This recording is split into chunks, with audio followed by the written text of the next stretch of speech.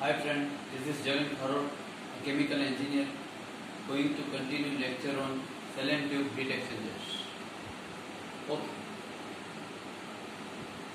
Selenium tube heat exchangers. For a variety of industrial services, with large heat transfer surface as required, Selenium tube heat exchanger are used. This heat exchanger equipment can be fabricated from the wide range of material constructions. This exchanger consists number of parallel tubes and of which are mounted in tube seat. An entire tube bundle is enclosed in closed cylindrical cell. One of the fluid flow through the tube and is called the tube side fluid, while the other fluid flow through the space created between the cell and tubes. Two fluids are thermal contact, but they are physically separated by metal wall of the tubes. Heat flow through the metal wall of the tube from hot fluid to cold fluid. If none of the fluid condense or evaporate, the unit is known as heat exchangers. Type of heat exchangers means type of Selenium tube heat exchanger. Cell. It is usually a cylindrical casing through which one of the fluid flow in one or more passes. Cell is commonly made from the carbon steel.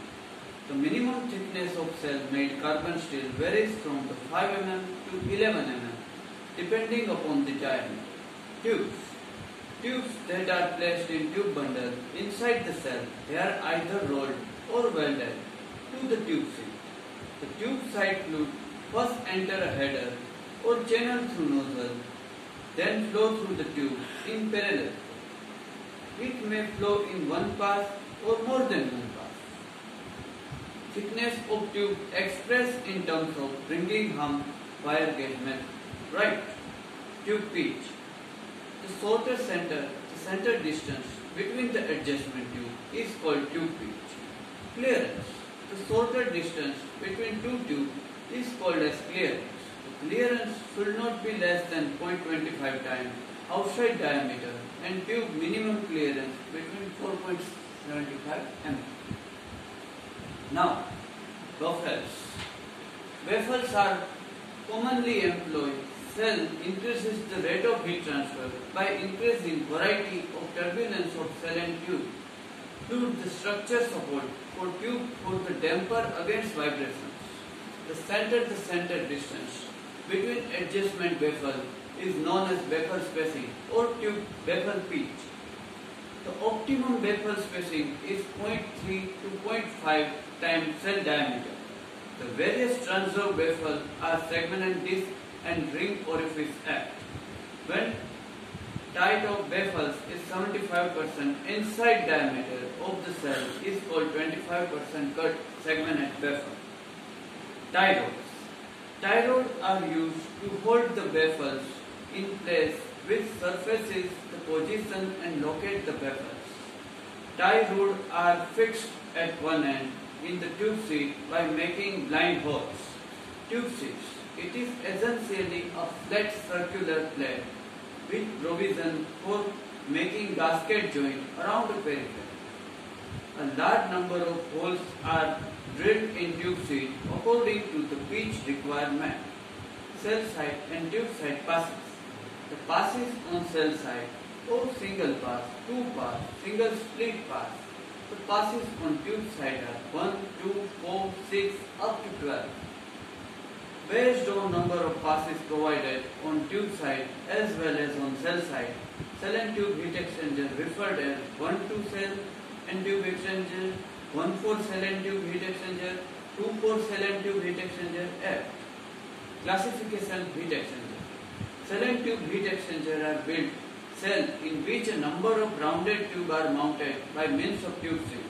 The exchanger are classified as fixed tube seat heat exchanger, floating head heat exchanger, internal floating head, outside packed floating head, U-tube type heat exchanger, kettle type reboiler heat exchangers. The main component all exchanger are cell cover, tube seat, channel cover, nozzle, pass partitions, baffles, tie rod and spacers. Okay.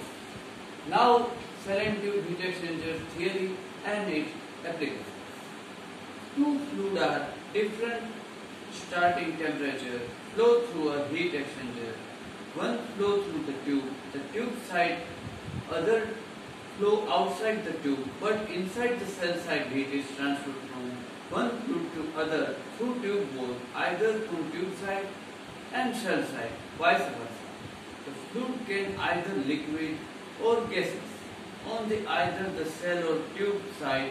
In order to transfer the heat efficiency, a large heat transfer area should be used, leading the use of the many tubes.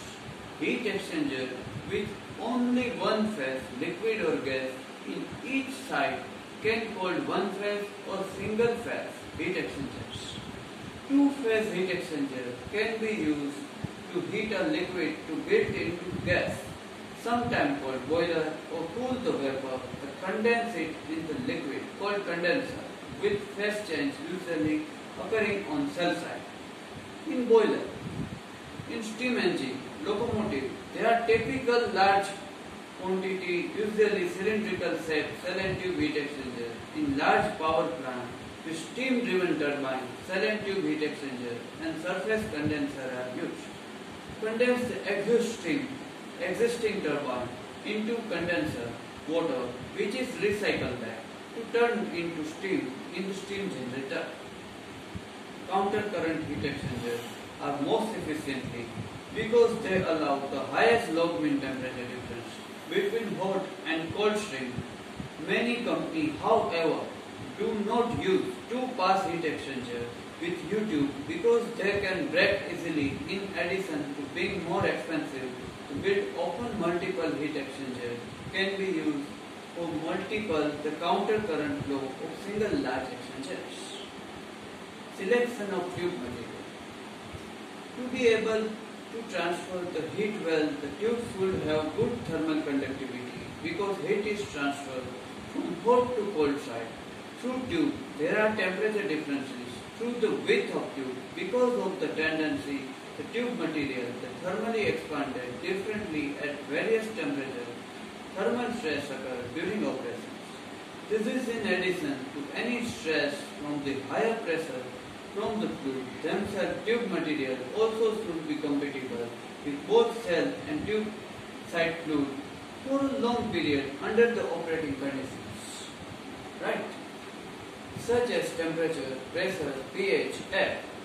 To minimize deterioration, such the corrosion, all the requirements call for the careful selection, the strong thermally conductive, corrosion resistance, high quality tube material, typically metal, include aluminum, copper, alloy, stainless steel, carbon steel, non-ferrous copper alloy, inconel, nickel, Heste alloy, and titanium, fluoropolymer such as polyurethane, alkane, and butylated ethylene propylene. They are used to produce tubing material due to their high resistance, extreme pressure, and temperature. Poor choice of tube material could result leak through the between cell and tube side, causing cross-contamination, possibly loss of pressure.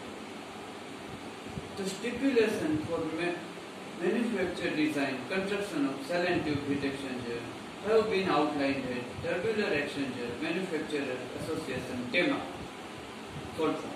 The standard divide into three categories: Class B, Class C, and Class R. Class B represent chemical processing, Class C represented general commercial applications, and Class R petroleum and large-scale applications. Flow in heat exchangers. Parallel flow is when cell and tube side enter the heat exchanger at some end and flow directly the opposite end. The temperature change is same for each fluid and increase is reduces the same amount. Counter flow is the when fluid are flowing opposite direction, enter the heat exchanger at opposite end and discharge at opposite end. The counter flow is the most popular and efficient type of heat exchangers. In cross flow cell and tube heat exchangers, the fluid flow perpendicular to each other, 90 angle.